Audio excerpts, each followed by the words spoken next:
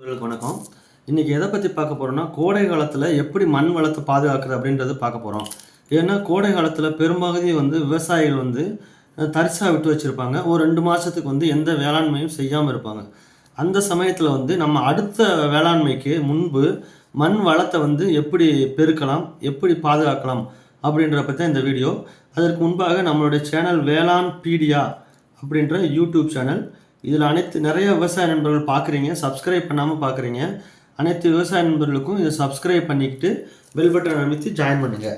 அதுக்கு முன்பாக நம்ம கோடை காலத்தில் எப்படி பாதுகாக்கலாம் அப்படின்றத பார்க்க போகிறோம். முதல்ல கோடை காலத்தில் உங்களுக்கு நிலம் தரிசாக கிடைக்கும். அந்த சமயத்தில் நம்ம மண் பரிசோதனை செய்கிறது ரொம்ப முக்கியம். ஏன்னா ஒவ்வொரு பரிசோதனை நம்ம செய்யும் போதும் வெவ்வேறு விதமான உரங்களை போடுறோம் நம்ம. அதாவது சிலவங்க நெல் பயிராக இருப்பாங்க, சிலவங்க காய்கறி பயிராக இருப்பாங்க, சிலவங்க வாழை, கரும்பு இந்த மாதிரி நிறையா பயிர் பண்ணுவாங்க. இந்த ஒவ்வொரு பயிருக்கும் வெவ்வேறு விதமான சத்துக்கள் தேவை. அதுக்கு முன்பு நம்ம நிலத்தில் என்ன நமக்கு சத்து இருக்குது அப்படின்றத தெரிஞ்சுக்கிறணும். அதுக்காக மண் பரிசோதனை ரொம்ப முக்கியம். மண் பரிசோதனை எப்போ செய்யணும் அப்படின்னா, இதுக்கு ஏற்கனவே மண் பரிசோதனை பற்றி தெளிவாக ஒரு வீடியோ போட்டிருக்கேன். அப்படி இல்லைன்னா சுருக்கமாக செய்கிறேன். இப்போ உங்கள் லேண்ட் இப்படி இருக்குதுன்னு வச்சுக்கோங்களேன். அதாவது மண் வெட்டியை வச்சு வி ஷேப்பில் நம்ம வெட்டி மண்ணை எடுக்கணும். ஒரு ஏக்கரில் 8 இடத்துல இருக்கலாம். அங்கங்கே நீங்கள் எந்த இடத்துல ஃபீல் பண்ணீங்களோ 8லேருந்து 10 இடத்துல எடுத்துகிட்டு நீங்கள் மண்ணை குவிக்கணும். மண்ணை குவிச்சு போட்டு அதை 4ஆக பிரிக்கணும். 4ஆக பிரிக்கும்போது இந்த 2 பக்கம் எதிரெதிர் உள்ள பகுதியிலிருந்து மண்ணை எடுத்துக்கணும். பகுதியில் எடுத்துகிட்டு மீதி எதிரெதிர் உள்ள பகுதி நம்ம வெளியே எடுத்து போட்டணும். அப்போ இந்த மாதிரி குறைச்சிக்கிட்டே வரணும். இந்த மாதிரி அடுத்து இதை 2ஐயும் விளக்கிட்டு இது 2ஐயும் சேர்த்து திருப்பி அதே மாதிரி 4ஆக பிரிக்கணும். இந்த மாதிரி நீங்கள் குறைச்சிக்கிட்டே வந்தீங்கன்னா அந்த 10 கிலோலேருந்து 500 கிராம் வர்ற வரைக்கும் நீங்கள் குறைச்சிக்கணும். அந்த 500 கிராமை ஒரு பேப்பரில் போட்டு பென்சிலில் உங்களோட பேர், ஊர், பின்கோடு இதெல்லாம் எழுதி நீங்கள் கொடுத்தீங்கன்னா, உங்களோட பக்கத்தில் உள்ள வேளாண்மை அலுவலகத்தில் கொடுத்தீங்கன்னா அவங்க மண் பரிசோதனை செய்து உங்கள் மண்ணில் என்னென்ன இருக்குது அப்படின்னு சொல்லிட்டு மண் வள அட்டை அப்படின்னு ஒன்று கொடுப்பாங்க. ஓகேங்களா? அந்த மண் வள அட்டையில் பார்த்தீங்கன்னா என்ன இருக்குன்னு பார்த்தீங்கன்னா, உங்கள் மண்ணில் என்னென்ன சத்துக்கள் இருக்குது, மண்ணோட பிஹெச் எவ்வளவு, கார அமிலத்தன்மை எவ்வளவு, அதில் அங்கக சத்துக்கள் எவ்வளோ இருக்குது அப்படின்றத பற்றி சொல்லுவாங்க. அங்கக சத்துக்கள்ங்கிறது ஆர்கானிக் கார்பன். ஆர்கானிக் கார்பன்றது ரொம்ப ரொம்ப இம்பார்ட்டன்ட். நம்ம மண்ணில் வளமாக இருக்கா இல்லையா அப்படின்றத கண்டுபிடிக்கிறது இந்த கார்பனை பொறுத்து தான் இருக்கும். இது 0.5க்கு கீழே இருந்துச்சுன்னா நம்ம அங்கக சத்து நம்ம குறைவாக இருக்குது அப்படின்னு அர்த்தம். 0.5லேருந்து 0.75 வரைக்கும் இருந்துச்சுன்னா மத்தியம் அப்படின்னு அர்த்தம். 0.75 விட அதிகமாக இருந்துச்சுன்னா உங்கள் நிலத்தில் அங்கக சத்துக்கள், கரிம சத்துக்கள் ரொம்ப அதிகமாக இருக்குது அப்படின்னு அர்த்தம். ஸோ அங்கக சத்துக்கள், கரிம சத்துக்கள் ரொம்ப அதிகமாக இருந்ததுன்னா உங்கள் நிலத்தில் நல்ல வளமான நிலம்னு அர்த்தம். கம்மியாக இருந்துச்சுன்னா நீங்கள் இந்த மாதிரி சமயத்தில் சணப்பை, தக்கப்பூண்டு, அப்புறம் பலதானிய பயிர்கள், பலதானிய பயிர்கள்னால் சீரியல் இருக்கலாம், பல்சஸ், இந்த மாதிரி எல்லா வகையான பயிரையும் போட்டுட்டு அந்த பூ பூக்கும்போது அதே நிலத்தில் பூ பூக்கும்போது இது ரொம்ப முக்கியம். பூ பூத்த பிறகு கிடையாது, அந்த பூ இருக்கும்போதே நம்ம அதை மடித்து அந்த நிலத்திலேயே ஓட்டணும். ஏன்னா அந்த பூவில் தான் இருக்கிற சத்துக்கள் எல்லாமே நீங்கள் பூ பூக்க முடிச்சுன்னா அது காயாயிரும். அந்த நியூட்ரியன்ட்லாம் மாடிஃபை ஆகிரும். அதனால அந்த கரெக்டாக 30லேருந்து 45 நாளில் பூ பூக்கும்போது நீங்கள் மடக்கி விடணும். ஏன் பலதானிய பயிர்கள் கொடுக்குறோம்னா, ஒவ்வொரு பயிரும் அதோட வேரோட அளவு ரொம்ப சின்ன. சீரியல்ஸ் பார்த்தீங்கன்னா 15 அடி தான் வளரும்.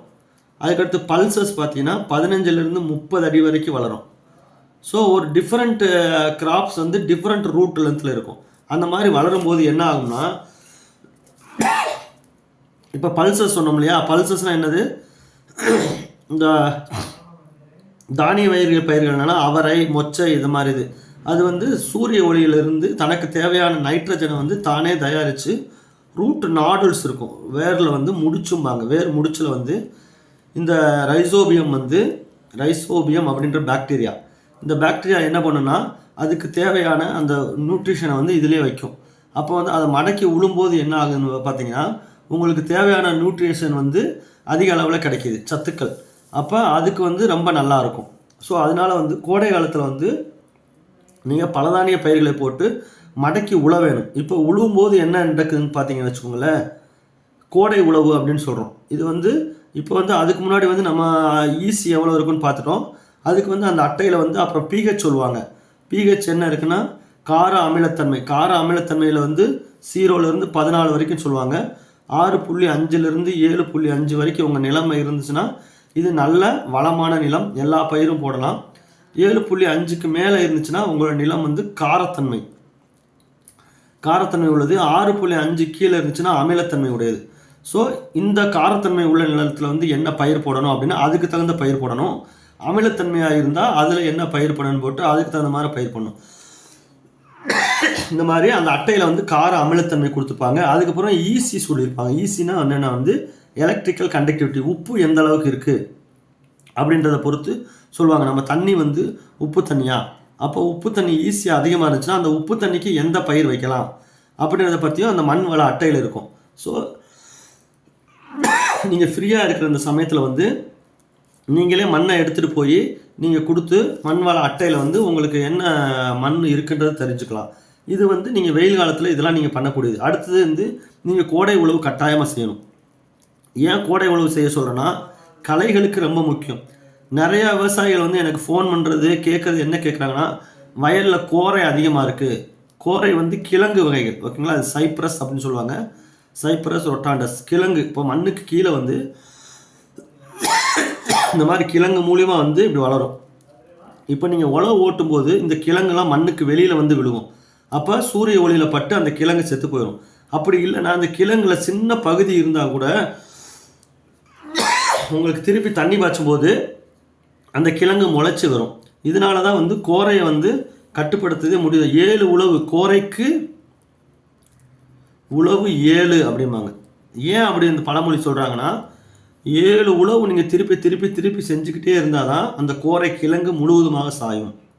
இப்போ 7 தடவை விவசாயம் பண்ணும்போது நீங்கள் அந்த பிரேக் டைமில் வந்து நீங்கள் கோடை உழவு செய்யும்போது அந்த அந்த சைப்ரஸ் கிழங்கு வெளியில் வந்து சூரிய ஒளியில் பட்டு செத்து போயிடும். அப்போ கிழங்கை பொறுக்கி கூட நீங்கள் வெளியில் போட்டு கட்டுப்படுத்தலாம். அப்படி இல்லாமல் நம்ம விவசாயிகள் வந்து நிறைய கிளைஃபோசேட் அடித்து மண்ணை வளர்த்து கெடுத்துறாங்க. ஒரு விவசாயி கேட்டார் என்கிட்ட, இடைப்பட்ட நாள் 15 நாள் தான் இருக்குது, என் வயலில் வந்து போன தடவையும் கோரை வந்துச்சு, இந்த தடவையும் கோரை வரும்னு எனக்கு தெரியும், ஆனால் நான் என்ன பண்ணுறது, இந்த 15 நாளுக்குள்ளே நான் எப்படி கட்டுப்படுத்துறது அப்படின்னு கேட்குறாங்க. ஸோ நம்ம வந்து அடுத்தடுத்த பயிரை வந்து கண்டினியூஸாக செஞ்சுக்கிட்டே இருந்தோம்னா இந்த களையை எடுக்கிறதுக்கு வந்து அதிக பணம் நம்ம செலவழிக்க வேண்டியதாக இருக்கும். அதனால் வந்து பிரேக்கிங் பீரியடுன்னு அட்லீஸ்ட் ஒரு பயிருக்கு இன்னொரு பயிருக்கு இடையில் வந்து 1 மாத களவு எடுத்துக்கணும். 1 மாத காலத்தில் இந்த மண் பரிசோதனை செய்கிறது, கோடை உழவு செய்கிறது. இந்த கோடை உழவு வந்து உங்கள் களைகள் மட்டும் போக்காதுங்க. மண்ணுக்கு உள்ளே வந்து புழு இருக்குது இல்லையா, அந்த ஹெலிகோவர்ப்பா ஆரம்பிச்சிடா இந்த மாதிரிலாம் சொல்கிறாங்களா, அதோட கூட்டு புழு இருக்கும். கூட்டு புழு வந்து புழுவுக்கு அடுத்து அது தன்னைத்தானே கூட உருவாக்கி கூட்டு புழுவாகி மண்ணுக்கு கீழே இருக்கும். இது 6 மாதம் வரைக்கும் இது உயிரோடு இருக்கிறதுக்கு வாய்ப்பு இருக்குங்க. அப்போ இந்த கோடை உழவு செய்யும்போது இந்த கூட்டு புழுவும் வெளியில் வந்து வெயிலில் படும். அப்போ வந்து வெயிலில் வந்து இது செத்து போகிறதுக்கு வாய்ப்பு இருக்குது. அதனால வந்து கோடை உழவு செய்கிறது வந்து ஒன்று களையை கொல்றதுக்கு, இன்னொன்று வந்து பார்த்திங்கன்னா இந்த பூச்சிகளை கொல்றதுக்கும் ரொம்ப ரொம்ப இம்பார்ட்டன்ட். இன்னொன்று வந்து மண் உப்பு பிரச்சனை அதிகமாக இருக்குதுன்னு வச்சுக்கோங்க. மண் வளத்தில் வந்து மண் உப்பு அதிகமாக இருக்குது அப்படின்னு சொன்னாங்கன்னு வச்சுக்கோங்களேன், நீங்கள் அதிக அளவு வந்து சலைநீட்டியில் வந்து உங்களுக்கு கடைசி உழவு ஓட்டும் போது ஜிப்சம் சேர்த்துக்கலாம். ஜிப்சம் வந்து ஒரு 10 மூட்டை போட்டு நீங்கள் உழவு ஓட்டுனீங்கன்னு வச்சுக்கோங்களேன், உங்களோட மண்ணில் வந்து காரத்தன்மையோட அளவு கொஞ்சம் கொஞ்சமாக குறையும். அப்படி இல்லை அப்படின்னா உங்களோட தண்ணி உப்புத்தன்மையாக இருந்துச்சுன்னா நீங்கள் டைரெக்டாக கூட உங்கள் கிணத்துலேயே வந்து ஜிப்சம் ஆட் பண்ணலாம். இப்படி ஆட் பண்ணுறதோட உங்களோட உப்புத்தன்மை அளவு குறைந்து உங்களோட கிணற்று தண்ணீர் வந்து நல்ல தண்ணீராக மாறி விவசாயத்துக்கு பயனுள்ளதாக இருக்கும். ஸோ இந்த கோடை காலத்தில் வந்து ரொம்ப ரொம்ப முக்கியம் வந்து நம்ம உடம்பை எப்படி கோடை காலத்தில் வந்து நம்ம உடம்பையும் உயிரையும் பாதுகாத்துக்கிறோமோ அதே மாதிரி மண்ணுக்கும் சிறிது இடைவெளி கொடுத்து மண்ணோட அங்ககத்தன்மையை அதிகரித்து மண்ணில் உள்ள பூச்சி புழுக்களை கண்ட்ரோல் பண்ணி அடுத்து வரக்கூடிய பயிர்களை வந்து களைகள் இல்லாமல் மேலாண்மை செய்வதற்கு இந்த கோடை காலத்தில் வந்து நம்ம மண்ணை பாதுகாக்கிறதுக்கு ரொம்ப முக்கியம். அதனால் அன்பான விவசாயிகளே, இதில் வேறு ஏதாவது சந்தேகம் இருந்துச்சுன்னா இந்த நம்பருக்கு வந்து நீங்கள் வாட்ஸ்அப் மெசேஜை வந்து குரல் பதிவாக கொடுங்க. 944 33 58 494. மேலும் இந்த வேளாண் பீடியா சேனலில் ஜாயின் அப்படின்னு ஒரு பட்டன் இருக்கும். அந்த பட்டன் அமுத்தி மிக குறைந்த சப்ஸ்கிரிப்ஷன் ஃபீஸ் தான், 29 ரூபான்னு நினைக்கிறேன். ஜாயின் பண்ணி எங்களுக்கு ஆதரவு கொடுங்க. நன்றி, வணக்கம்.